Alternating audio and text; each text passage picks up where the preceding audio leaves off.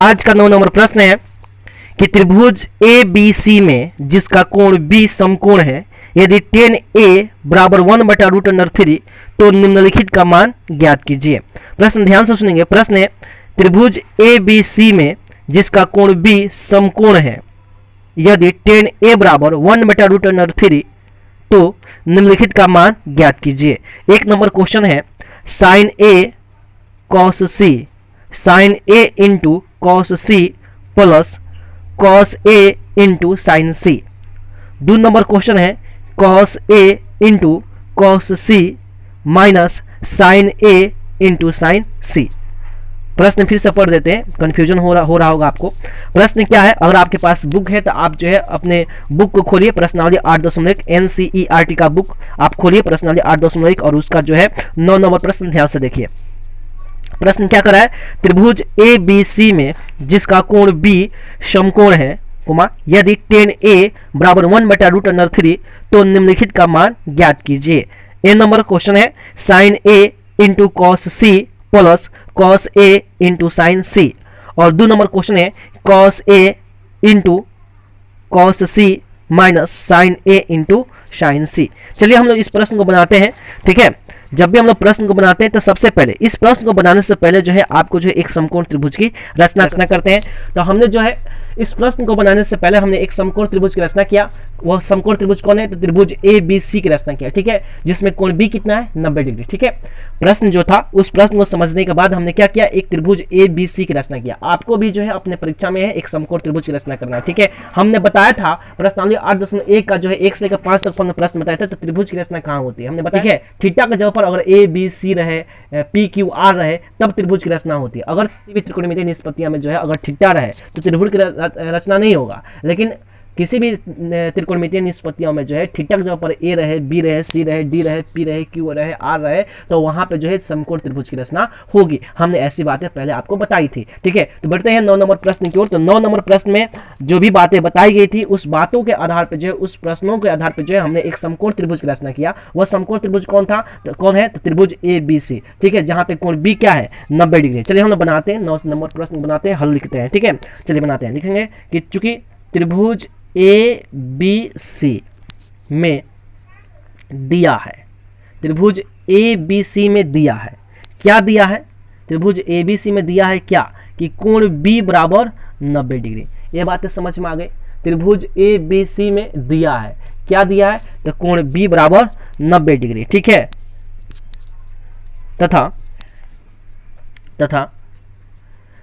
tan ए बराबर कितना दिया है, 1/√3 बराबर, यानी tan ए बराबर कितना दिया है, तो 1/√3। तो tan थीटा बराबर क्या होता है, तो P/B होता है, जो हमने आपको पहले बताया था कि पहले ही सूत्र में हमने बताया था। आप जो है जरूर त्रिकोणमिति के सभी सूत्रों को याद कर लीजिएगा। उसका लिंक हम डिस्क्रिप्शन बॉक्स में दे देंगे सूत्र का। आप मेरे चैनल पर प्लेलिस्ट में भी जाकर देख सकते हैं, और उसका लिंक डिस्क्रिप्शन बॉक्स में दिए, उस सूत्र को भी आप लोग ध्यान से देख लीजिएगा। तथा tan ए बराबर कितना दिया है, 1/√3। तो tan थीटा बराबर क्या होता है, तो P/B होता है। tan थीटा बराबर क्या होता है, P/B, और थीटा जहाँ पर क्या है, ए है। तो कोण कहाँ पे बना, इस त्रिभुज में, इस समकोण त्रिभुज ए बी सी में कोण कहाँ बना, ए पे बना। तो जहां पे कोण बनता है उसके सामने वाला भुजा क्या कहलाता है, लंब कहलाता है। तो लंब कौन होगा, तो BC होगा, और आधार कौन होगा, तो BC। आधार कौन होगा, AB, तो AB। ये बातें आपको समझ में आ गई, यह क्या है, AB है। इतनी बात आपको समझ में आ गई। ठीक है, तो हेयर का मतलब यहाँ। अब यहाँ क्या हुआ जी, तो BC बराबर क्या होगा, तो 1 होगा। तो BC बराबर क्या होगा, तो 1 होगा। एंड AB बराबर कितना होगा, तो √3 होगा। इसको हमने क्या कर लिया, लेट का मतलब माना। ठीक है, माना। अब हमारे पास क्या नहीं है, यानी BC का मान हमको मालूम है कि 1 है। ठीक है, AB का भी मान मालूम है कि √3 है। ठीक है, ये बातें समझ में आ गई, ये बातें समझ में आ गई आपको। चलिए, आशा करते हैं कि आपको ये बातें समझ में आ गई है कि हमको मालूम है कि BC बराबर 1 इकाई है और AB बराबर √3 इकाई है। तो क्या नहीं है हमारे पास, तो AC नहीं है। लिखेंगे इसलिए AC बराबर AC, तो AC क्या है, कर्ण है। तो √, तो कर्ण का स्क्वायर, पाइथागोरस प्रमेय क्या कहता है कि कर्ण का वर्ग अन्य दोनों भुजाओं के वर्गों के जोगफल के बराबर होता है। अर्थात h² बराबर h² बराबर p² प्लस b²। तो h बराबर p² प्लस b²। तो यह कर्ण है, यानी AC बराबर क्या होगा, तो √AB² प्लस BC के स्क्वायर। ये बात आपको समझ में आ गई, ठीक है, ये बात समझ में आ गई। चलिए बढ़ते हैं आगे। अब AB का मान कितना है, देखिए अब AB का मान √3 है तो √3 इसका होल स्क्वायर, और BC का मान कितना है 1 है तो 1 का स्क्वायर हो जाएगा, ठीक है।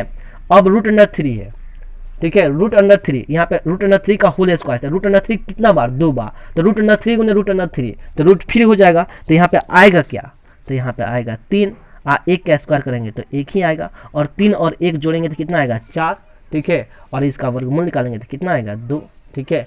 इसलिए आपको AC बराबर क्या मिला, तो 2 मिला। ये बात आपको समझ में आ गई, इसलिए AC बराबर आपको क्या मिला, तो 2 मिला, समझ में आया।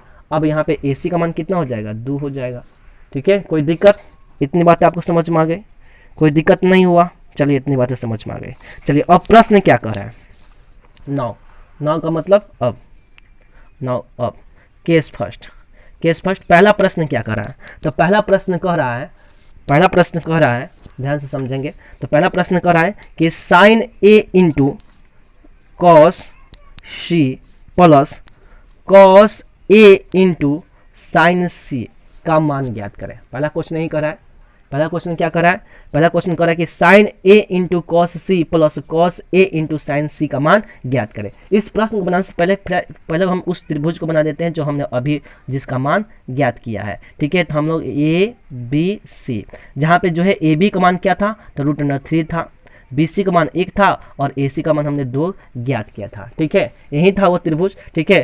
तो प्रश्न क्या करा कि sin A into cos C plus cos A into sin C का मान ज्ञात करें।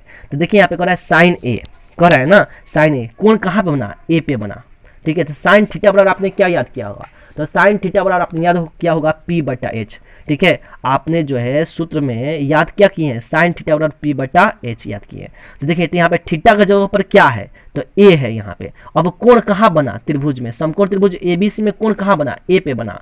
तो जहाँ पे कोण बनेगा उसके सामने वाला भुजल लंब कहलाएगा, तो P कौन होगा, तो BC होगा, और H कौन होगा, तो AC होगा। कोई दिक्कत, इंटू है तो बीच में तो गुना कर देंगे, बात समझ में आ गया। अब कर रहा है cos C, अब क्या कर रहा है cos C, तो कोण कहाँ बना, C पे बना। तो जहां पे कोण बनेगा उसके सामने वाला भुजल लंब कहलाएगा, तो लंब AB हुआ, तो आधार कौन हुआ, BC हुआ। तो cos थीटा बराबर आपने क्या याद किया है, तो आपने याद किया होगा B/H।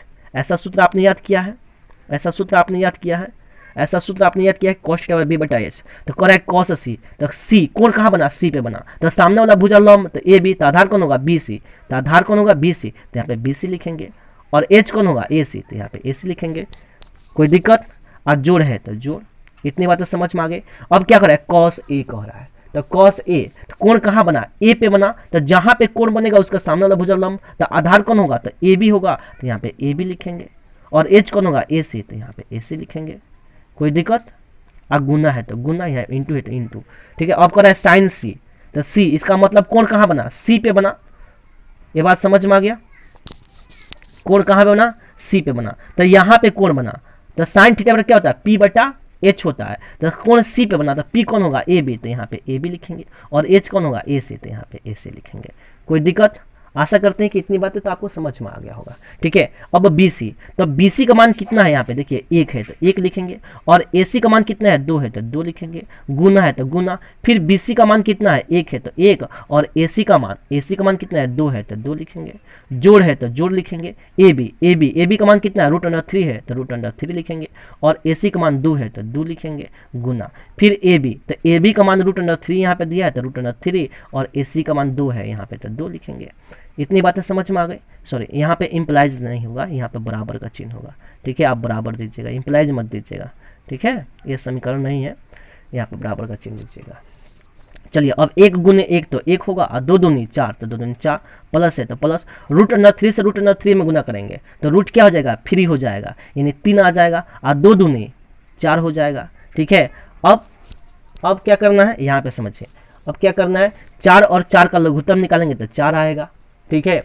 और बट्टा का जोड़ा आपको आता है तो यहाँ पे क्या आएगा, 4 से 4 में भाग लगाएंगे तो 1 मर्थ में कटेगा, और 1 में 1 से गुना करेंगे तो 1, फिर 4 से 4 में भाग लगाएंगे तो 1 मर्थ में कटेगा, यानी भागफल 1 आएगा, 1 में 3 से गुना करेंगे तो 3 आएगा, बीच में जोड़ है तो जोड़, और 3 और 1 जोड़ेंगे तो कितना होगा, 4, बट्टा 4 है तो 4, तो 4 से 4 में भाग लगाएंगे, 1 मर्थ में कट जाएगा, तो इसका आंसर क्या हो जाएगा, 1 हो जाएगा।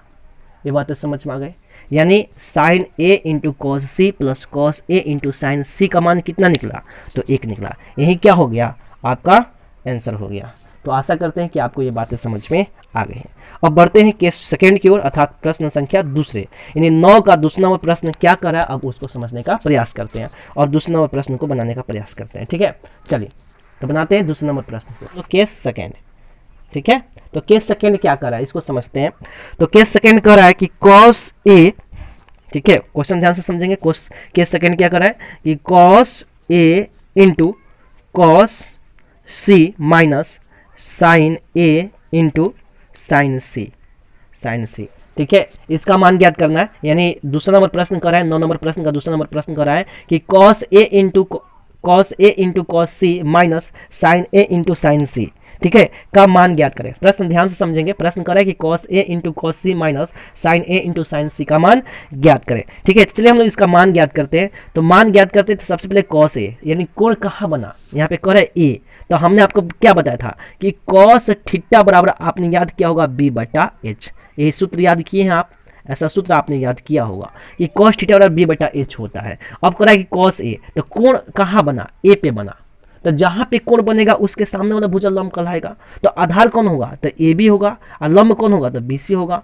तो कॉस थीटा बराबर क्या होता है, बी बटा एच होता है। तो बी कौन होगा, समकोण त्रिभुज ए बी सी में बी कौन होगा, ठीक है, बी कौन होगा जी, तो ए बी होगा। क्यों, क्योंकि कोण ए पे बना, तो जहां पे कोण बनेगा उसके सामने वाला भुजा लंब कहलाएगा, यानी पी यह है, तो बी ए बी होगा। तो यहाँ पे क्या लिखेंगे, ए बी लिखेंगे। और एच कौन होगा, ए सी, तो यहाँ पे ए सी लिखेंगे। अब इंटू है तो इसका मतलब गुना। अब कॉस सी कह रहा है, कॉस सी कह रहा है, इसका मतलब कोण कहाँ बना, सी पे बना। अब जहां पे कोण बनेगा उसके सामने वाला भुजा लंब कहलाएगा। तो आधार कौन होगा, तो बी सी होगा, और लंब कौन होगा, तो ए बी होगा। ये बात समझ में आ गई। तो कॉस थीटा बराबर क्या होता है, तो बी बटा एच होता है। तो कोण यहाँ पे बना, तो ए बी लंब है, तो आधार कौन है, बी सी, तो यहाँ पे बी सी लिखेंगे। और एच कौन है, ए सी, तो यहाँ पे ए सी लिखेंगे। माइनस है तो माइनस करेंगे। फिर कह रहा है साइन ए, साइन ए कह रहा है, तो कोण कहाँ बना, ए पे बना। तो साइन थीटा बराबर क्या होता है, तो P बटा एच होता है। आपने ऐसा सूत्र याद किया है। तो साइन थीटा P बटा एच, तो कोण कहाँ बना, ए पे बना। तो P कौन होगा, तो बी सी होगा।